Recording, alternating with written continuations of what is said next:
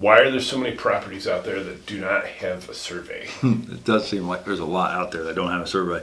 I think first of all we need to figure out why. Why does that happen? And there are some. I mean, the way that we used to describe land a long, long time ago was a meets and bounds description, and people didn't always have access to a surveyor, so they would give a legal description by meets and bounds, and that was usually a part of the deed, and that's how the attorney described it. And so because that meets and bounds description was attached to the deed, there wasn't always a survey that was associated with the deed. But that goes back a long, long time ago. But we still, I mean, I've had a couple tracts of land that were granted or originally purchased by the family in the late 18th century. So meets and bounds happens all the time. One of the biggest reasons is a remainder tract. And a remainder tract, people really don't understand what a remainder tract is, but it's the biggest reason why something doesn't have a survey. And people will actually argue, oh, it does have a survey, but it doesn't. So we'll have 10 acres, and somebody wants to sell their friend Joe 2 acres, and so they survey out 2 acres out of the 10 acres, and then they say, well, obviously 10 minus 2 is 8. I now have 8 acres. Well, you should have 8 acres, but it's still an unknown quantity. It's unmarketable title. So what should have happened was somebody surveyed the 2 acres and they also surveyed the 8 acres. So, and if both of those were recorded, then we would have a good survey. But people will show, oh yeah, here's the 10 acres and this is the 2 acres we took out of it. That doesn't really mean that the 8 acres has a survey.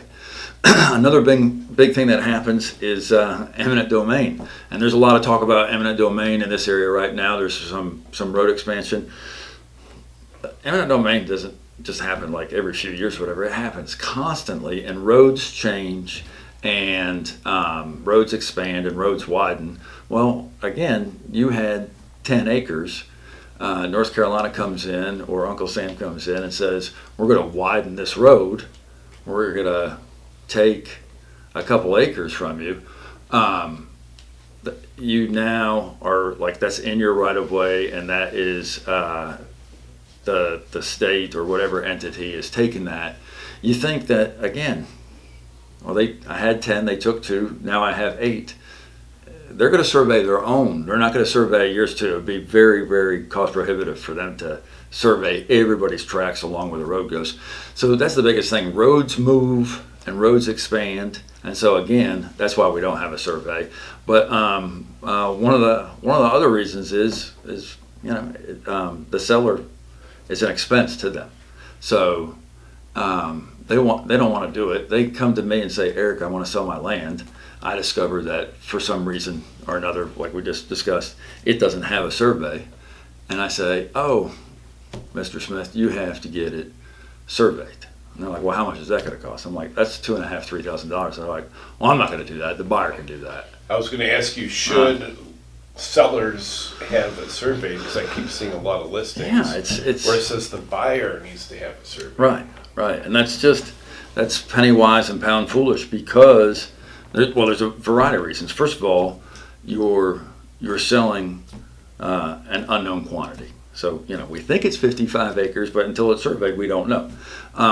The other thing is there could be some defects. There could be an encroachment. Maybe somebody built a barn on the line, or maybe the fence goes off or something. So there's some defect that has to be cured.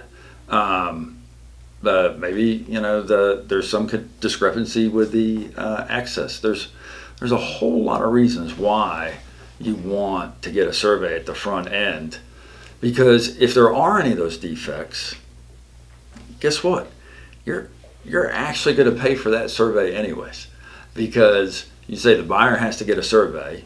Well, now you've discovered that you can't sell the property because it has some defect that needs to be cured.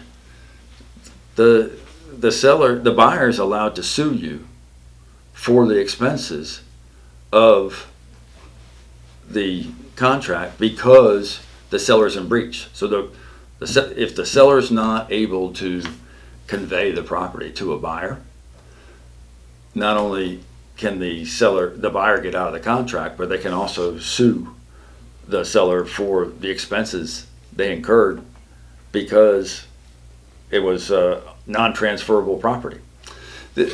But the biggest, most important reason for this is that the seller comes across as cheap or desperate. So, here I am, and we've heard the expression land poor. Here we are, this person has 50 acres. It's not been surveyed. The listing broker says buyer must do the survey. And the potential buyer's like, well, why don't I? That should have been done already. Why do I have to do it? And the seller's coming across as cheap, and they're like, well, if he doesn't have any, if Mr. and Mrs. Smith don't have any money to survey this, they must be desperate. They're asking $300. I'm going to offer them $250 because they can't even pay the survey. Or it's so distasteful to the buyer that they have to do that they're gonna try to negotiate extra hard. And they're taking a risk too. Maybe it's 50 acres, but maybe, I've had them where there's a windfall. It ended up being 52 or 53 acres, and then the seller was mad that they didn't get everything that they thought they were going to get. But then also there can be shortages. It could come up 45, 46 acres, and then the buyer's mad and everything. So it's so clearly in the seller's best interest to have a survey done ahead of time.